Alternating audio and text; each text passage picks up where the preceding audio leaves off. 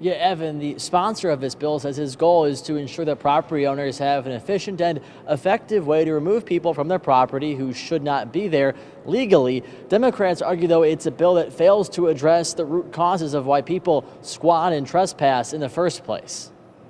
House lawmakers hearing Senate Bill 1994 on Wednesday. The legislation allows property owners to request assistance from the county sheriff to remove people off of property that are not authorized to be there.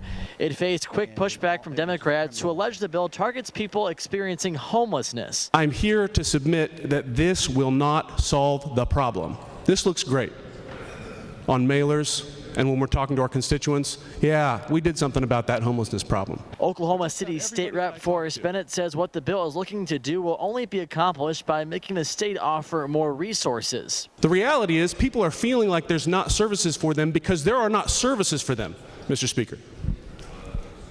And the sooner that we invest on the front end, the sooner we'll stop spending $30,000 to $50,000 per person experiencing homelessness. Let's just clarify one thing. This bill has nothing to do with homelessness. It has everything to do with property rights.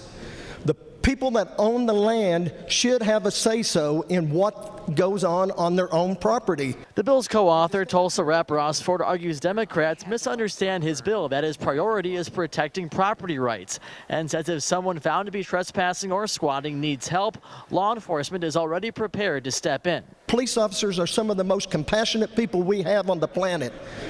They will go out, spend their own money, and help people in need. They do it every day. It passed off the House floor with a vote of 77 to 16. And with this bill having passed both chambers here at the state capitol, it now goes to the governor's desk for his signature. Reporting live at the Capitol, I'm Andy Weber, KOCO 5 News.